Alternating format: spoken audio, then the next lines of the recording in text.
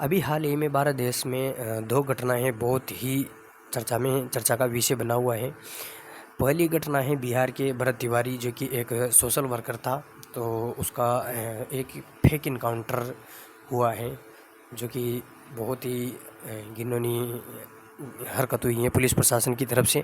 क्योंकि जब भी कोई अगर अपना हथियार फेंक देता है और वो सरेंडर कर देता है तो उसको आप बंदी बना सकते हैं और कानूनी कार्यवाही के तहत उसको सज़ा दे सकते हैं।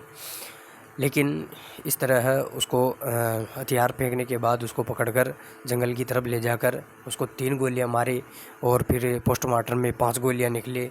तो ये कहीं से भी कोई स्वीकार्य नहीं है और ये पुलिस प्रशासन की तरफ से बहुत ही ओछी घटना ओछी हरकत है, बहुत ही आपराधिक घटना है। क्योंकि हम इतिहास में देखते हैं तो पृथ्वीराज चौहान के सामने जब मोहम्मद घोरी सरेंडर कर देता है तो पृथ्वीराज चौहान उसको दंड दिए बिना ही, मतलब बंदी भी नहीं बनाता और उसको छोड़ देता है। तो अगर कोई भी सरेंडर करता है तो उसको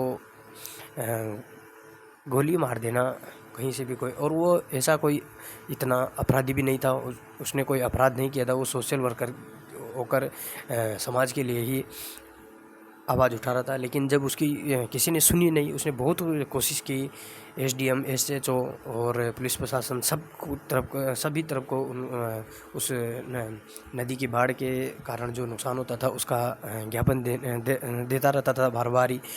लेकिन किसी भी मंत्री नेता ने किसी ने भी उसकी मदद भी नहीं की।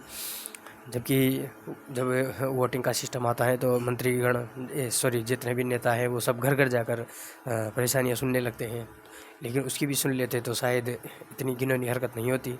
और शायद मुझे जहाँ तक लगता है नेता जो भी ऊपर के जो बैठे हैं तो वो बिना ऑर्डर के, जो पुलिस वाले हैं वो बिना ऑर्डर के गोली भी नहीं चला सकते मेरे हिसाब से। तो ऐसे इनकाउंटर नहीं हो सकता।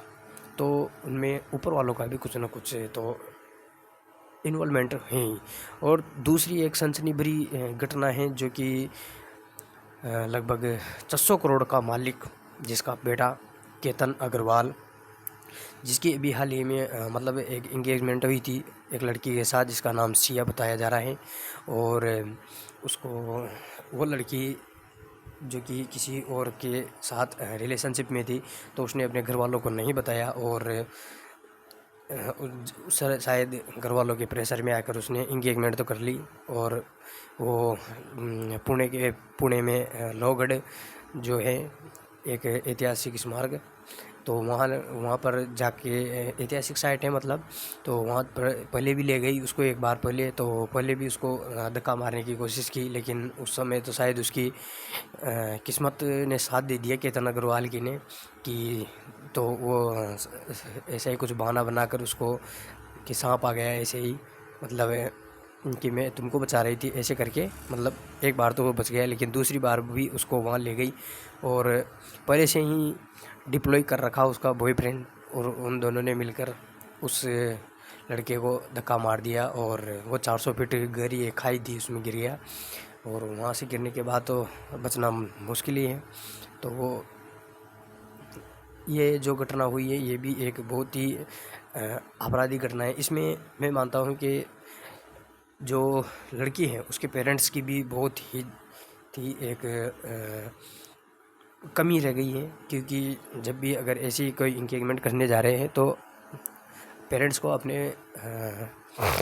बच्चों से पूछ लेना चाहिए कि ये चीज़ ये उनके लिए एक्सेप्ट है या नहीं।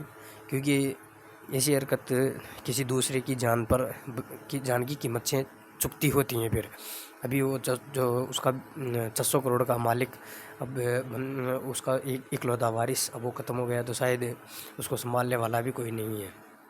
तो इस प्रकार की जो घटना है उसको अंजाम होती हैं तो इसको मतलब रोका जा सकता है, बस थोड़ी सी निगरानी।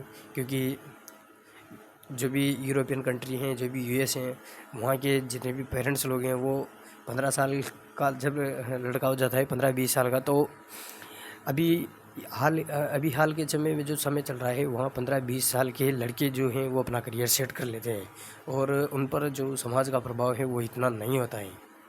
तो शायद ऐसा प्रेशर न बने कि ऐसी घटनाएं होती रहे, क्योंकि नीला ड्रम और वो मेघालय की पहाड़ियाँ, तो बहुत सारी घटना होती रहती हैं, तो ये ना हो। बाकी चलता रहता है। आप भी अपनी राय अपनी कमेंट में पिन कर सकते हैं।